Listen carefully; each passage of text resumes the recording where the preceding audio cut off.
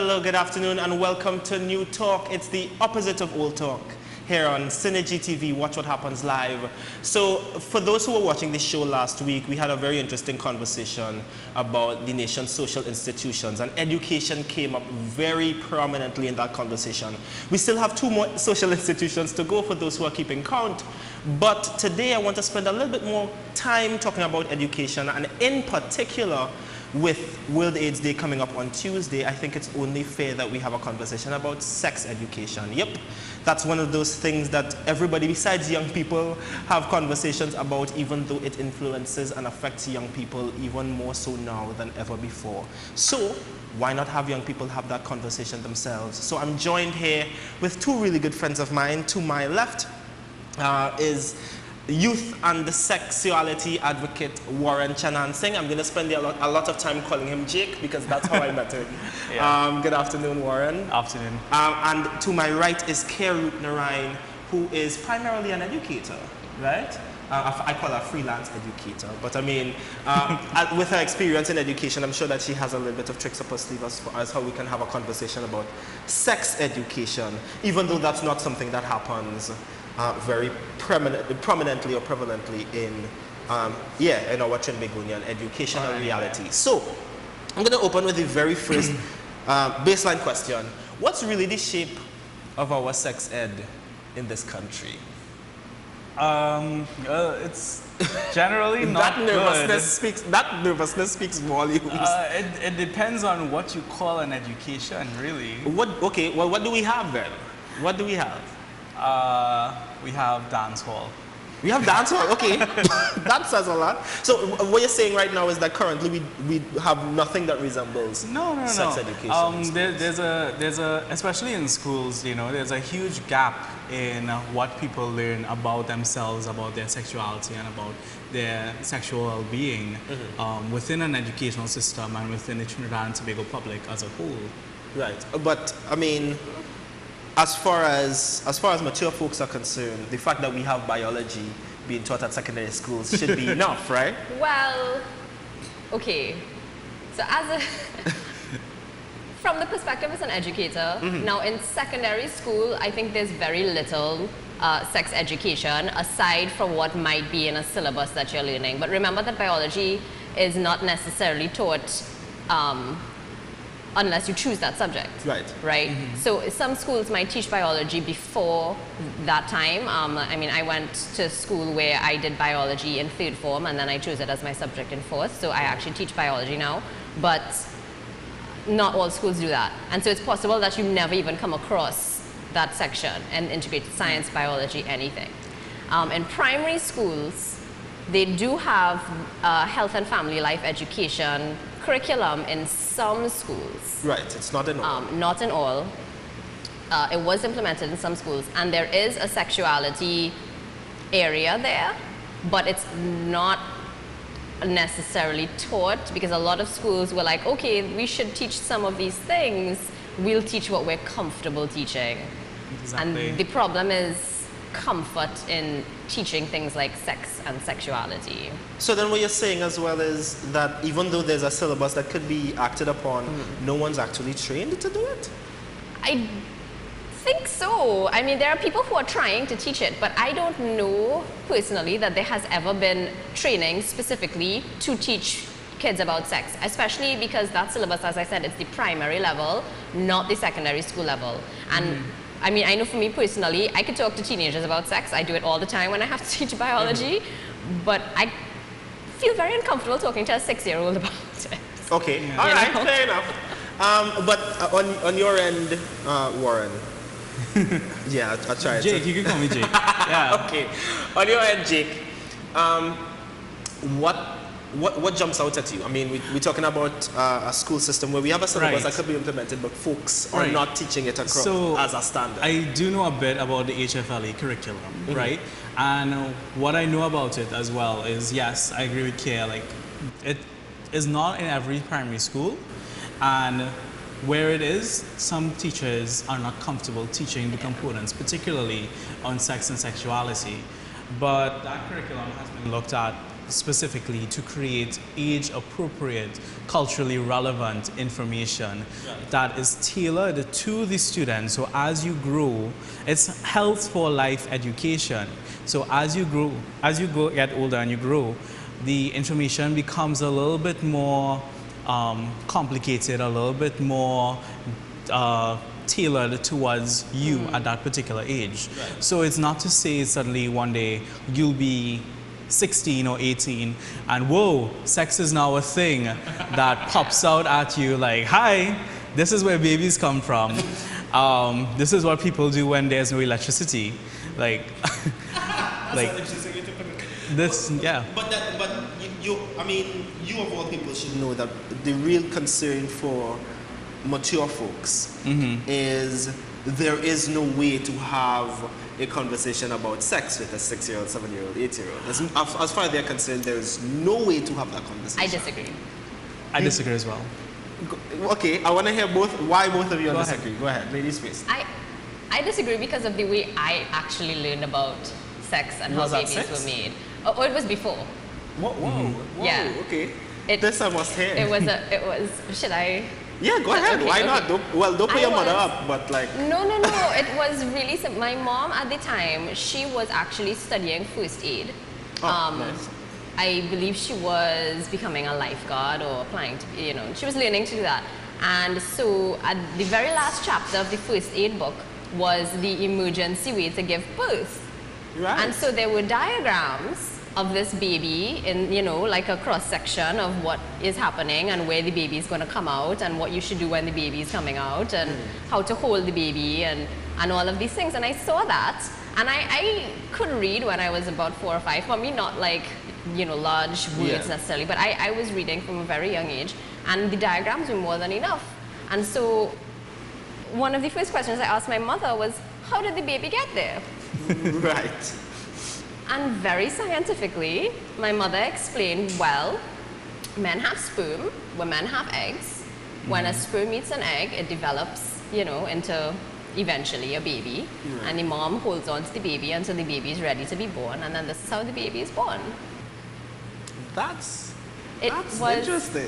Very scientific. The exact opposite of my experience. And I mean, I did want to, because I think this is integral to the conversation, considering that our current Education Minister Anthony Garcia said that we should leave the responsibility of sex education to parents in the comfort of their homes.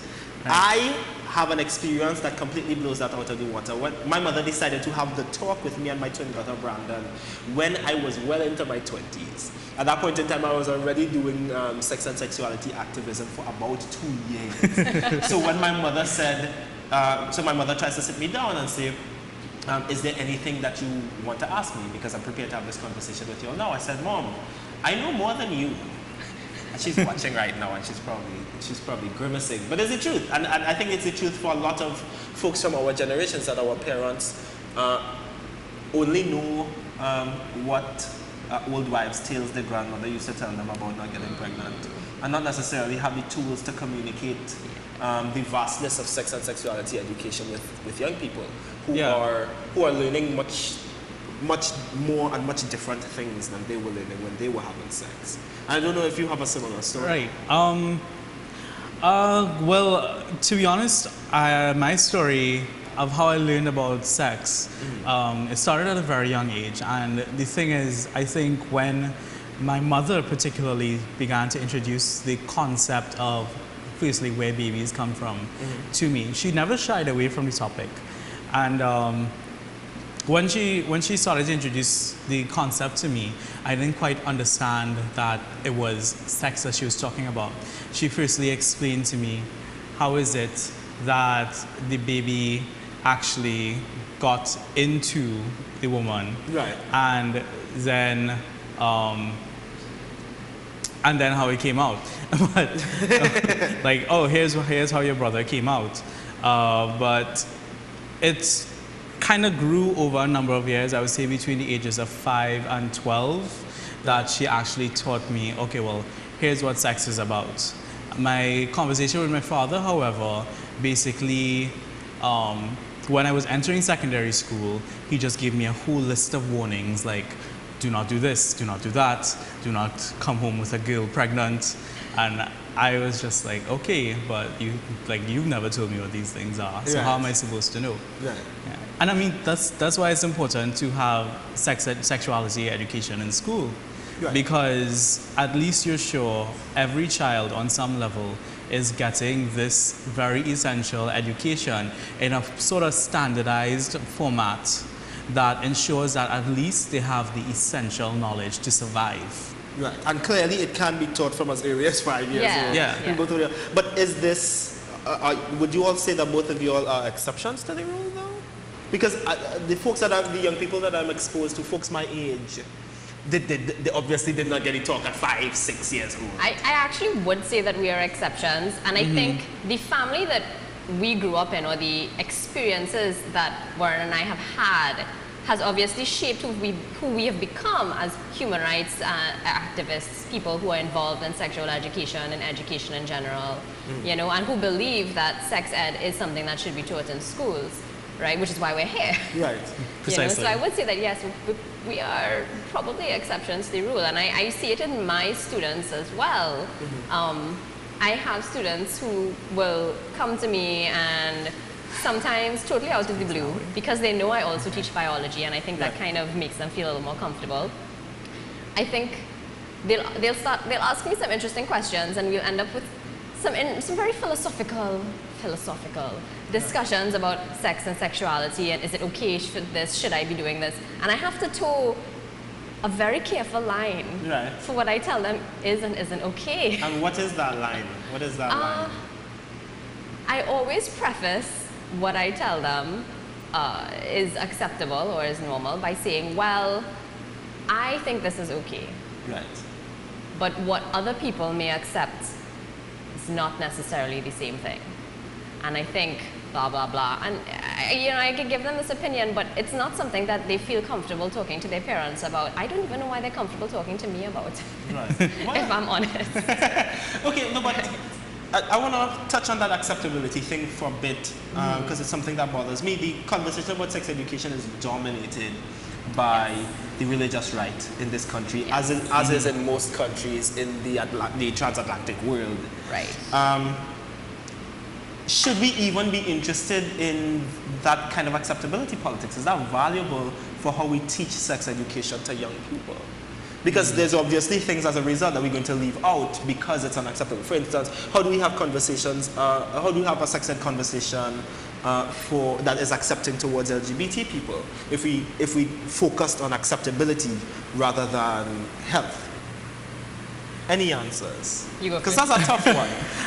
It is a tough one, especially when you consider that what I like to call Trinidad is a verbally repressive and sexually expressive culture, right? Nice. Because we will have sex literally in every element of our culture. And it's expressive and it's beautiful and it's just not said performed. in words. Yeah, it's performed in so many magnificent ways through dance and through imagery. But then when it comes to talking about sex, we have this very backward way of looking at it. In terms of teaching things about sexuality as acceptance, I don't really like the term acceptance or tolerance. More so that's because of my politics, that I just see it as a normalized view. I have a normalized view on many sexuality issues. Right. And so then I would just teach, well, here's different types of sex. I think the touch point that a lot of parents are scared to connect with their children on is that sex is pleasurable. And sex is for procreation, but they don't like to tell you that sex is fun, basically. And that's why the majority of people in the world have sex. So clearly my cameraman agrees. Yeah. No, but the concern that I'm having is it's almost impossible to have a conversation about comprehensive sex education because almost half of our schools, the schools that are most equipped to have this conversation, are also denominational, right? Yeah. Which completely removes the ideological potential to have these conversations in these schools. I went to 2 schools that can be considered prestige. One of them was deliberately denominational. Our example of sex education in that school environment was the Form 6 principal showing pictures of what happens to the body after it suffers sexually transmitted diseases. Right? Always fun. Yeah, always fantastic. Yeah. And I mean, we should talk about that a little bit more, but unfortunately, we do have to take a break. So we're going to be back in a little while. You're watching New Talk. It's the opposite of Old Talk, right here on Synergy TV, Real TV. We'll be back after this.